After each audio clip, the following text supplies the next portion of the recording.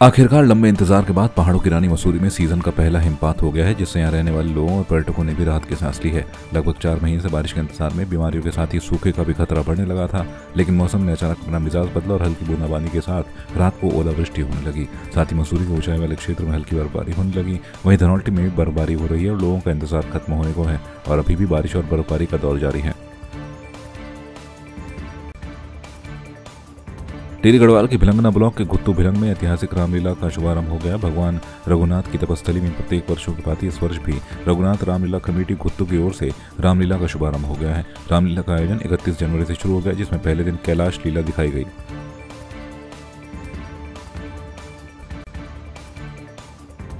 मंडल मुख्यालय पौड़ी में आगामी 3 फरवरी को मुख्यमंत्री पुष्कर सिंह धामी के प्रस्तावित दौरे को देखते हुए विधायक राजकुमार पौड़ी तथा जिलाधिकारी आशीष चौहान समेत विभिन्न विभाग के अधिकारियों की ओर से तैयारियों का जायजा लिया गया। इस मौके पर कार्यक्रम आयोजन स्थल पर टेंट तथा मंच व्यवस्था का जिला अधिकारी और विधायक ने निरीक्षण किया।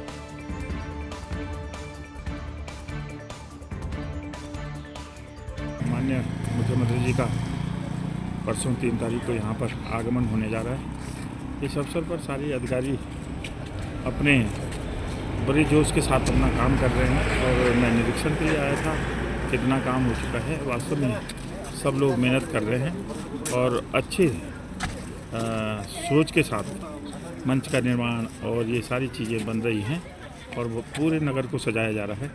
उनके स्वागत के लिए हर व्यक्ति जो है लालायित भी है और इस समय हमें लगता है कि पौड़ी में पहली बार जो है इस तरह का जोश खरोश है कि माननीय मुख्यमंत्री जी के आगमन पर अच्छी तैयारियां हो रही हैं और सभी अधिकारी अपना अपना जिनको जो जिम्मेदारी दी गई है अपना कार्य जो है निष्ठा के साथ कर रहे हैं। सारी जो तैयारियां हैं वो प्रॉपर्ली हो रही है और मैं रेगुलरली उसको मॉनिटर भी कर रहा हूँ। जो हमारे टेंट से रिलेटेड है या फूड से रिलेटेड फैसिलिटीज़ हैं, टॉयलेट्स दिए जाने हैं, वाटर सप्लाई से रिलेटेड इशूज़ हैं या पार्किंग और उससे संबंधित जो भी हैं मल्टीपल एस्पेक्ट्स हम सभी को हम कवर करें और तैयारी संतोषजनक है। अभी माननीय विधायक जी के साथ में भी हम लोगों ने डिस्कशन करते हुए जो प्लान है हमारा वो सारा उनके साथ एक्सप्लेन भी किया है और उनके जो सजेशन है वैल्यूएबल सजेशन उनको भी इसमें इनकॉर्पोरेट किया था।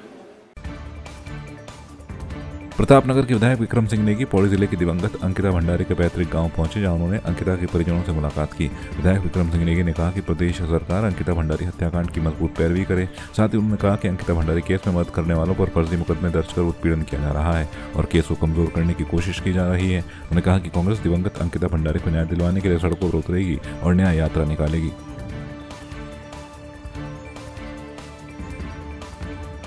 देखो, किसी के भी साथ जब ऐसी जघन्य घटना होगी तो परिवार कष्ट में आ जाता है। आज पहले अंकिता की दादी की मृत्यु हो गई, उसके बाद उसकी माँ बीमार है, पूरा परिवार परेशान है, भंडारी जी अकेले हैं और बहुत खराब स्थिति में परिवार है। सरकार को चाहिए था कि इतनी गंभीर घटना के बाद इनके साथ न्याय होना चाहिए और हम सब लोग न्याय की मांग करते हैं कि अंकिता भंडारी के हत्यारों को जल्दी से जल्दी फांसी की सजा मिले और इस पर परिवार की मदद की जानी चाहिए। जैसे हमें पता चला कि अंकिता की माता जी का स्वास्थ्य खराब है, तो हम लोग आज एक साधारण रूप में हम लोग एक ये पता लगाने आए थे कि उनका स्वास्थ्य का, उनका हालचाल पूछने के लिए।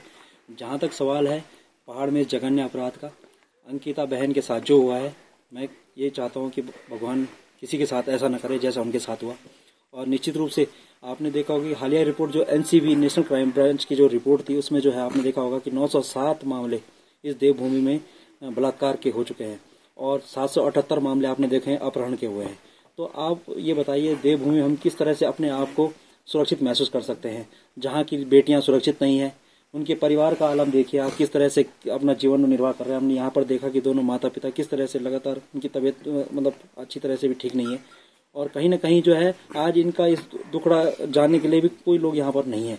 आज कांग्रेस पार्टी से हमारे आदरणीय विधायक जी विक्रम सिंह जी यहाँ पर आए हैं, मैं धन्यवाद भी करना चाहूँगा। और उनका ये महान व्यक्तित्व है कि वो पहले भी यहाँ आए और आज भी आप देखेंगे हाथ में लाठी लेकर वो यहाँ पर पहुंचे हुए हैं। निश्चित रूप से जो है कहीं ना कहीं उनके मन में पीड़ा है कि बेटी के साथ जघन्य अपराध हुआ है, उसको न्याय मिलना चाहिए। और हमारी भी लगातार कोशिश रही है कि किसी तरह से इस बहन को न्याय मिले ताकि हमारे उत्तराखंड की, हमारे पहाड़ की, हमारी देवभूमि की अन्य बहनें, अन्य बेटियां सुरक्षित रहें। तो सरकार को इसमें गंभीर होना चाहिए। विधायक जी हैं विक्रम सिंह नेगी जी, उनका सेंसिटिविटी है कि वो बार बार यहाँ आ रहे हैं और वो सिर्फ यहाँ आ ही नहीं रहे हैं बल्कि लगातार इस केस के बारे में जानकारी ले रहे हैं, जो भी उनकी तरफ से ऑफर है उसको सहायता कर रहे हैं। ये कांग्रेस पार्टी का अपना स्टैंड है कि हम हर बच्ची को न्याय दिलाएंगे, हम अंकिता भंडारी को न्याय दिलाने के लिए हम पूरी कोशिश करेंगे, उस पर हम लगातार लगे। जहां तक सरकार का सवाल है, भाई साहब ने बिल्कुल ठीक बोला है कि जब पंदेरे में ही आग लग गई है, जब सरकार ही नहीं चाह रही उसका वो करना, जब एसआईटी ही कह रही है कि सबूत जनता दे उतार के, उनके पिताजी हमारे साथ खड़े हैं, अब वो कहाँ से हम सबूत इकट्ठे करेंगे? हमारे जो साथी हैं, जो वकील हैं, उनकी बहन का ट्रांसफर कर दिया जाता है, जो इस केस को परस्यू कर रहे हैं आशुतोष ने कि उनकी पत्नी का ट्रांसफर कर दिया जाता है। ये बड़ी खतरनाक स्थिति है। तो ये हम खुद चिंतित हैं, लेकिन बहुत जल्दी मैं आपको एक खुलासा कर दूं कि अगले 1 महीने के अंदर हम ऐसा कुछ करने जा रहे हैं कि इस केस में बहुत सारे लोग समाज के शामिल होंगे और हम इसमें सरकार पे एक बड़ा दबाव समूह खड़ा करने की कोशिश कर रहे हैं। सबसे पहले प्रताप नगर के विधायक विक्रम सिंह नेगी जी को धन्यवाद करना चाहता हूँ कि कितनी सहानुभूति है हमारे परिवार की। पिछली बार भी आए थे, उस दिन भी बारिश लेकर छाते लेकर आए और आज भी पहुंचे, मैं उनका धन्यवाद करना चाहता हूँ। और 26 तारीख को मेरी मैसेज पर दबाव डाला गया। सुबह तो ठीक थे, लेकिन धीरे धीरे 1 बजे करीब मैंने अपने हाथ पैर एकदम छोड़ दिए थे। अब मैंने कहा क्या करूँ। तब मैंने एम्बुलेंस बुलाई, उसके बाद फिर आईसीयू पौड़ी में भर्ती कराया है। फिर ठीक दूसरे दिन मेरी तबीयत खराब हो गई, पेट चलना शुरू हो गया, उल्टी होनी शुरू हो गई।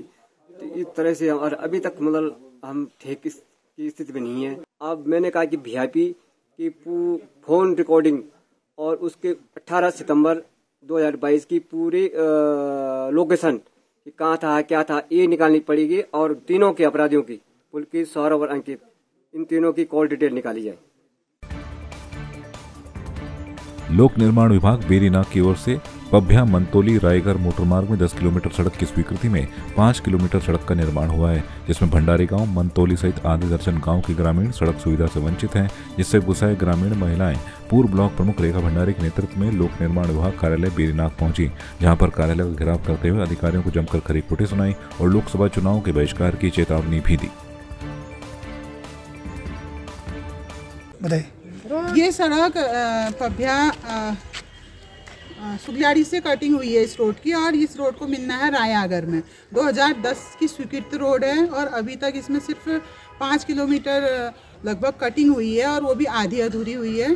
तो ये सभी महिलाएं अभी आई हैं। इससे पहले भी हम 2019 में भी यहाँ पे आए थे इसी गांव से कि इस रोड को आगे को कटिंग किया जाए करके, और अभी एक्शन साहब से मेरी बात हुई तो वो बोल रहे हैं कि 5 ही किलोमीटर की कटिंग है। तो पता नहीं क्या झोल इन लोगों ने इसमें किया है।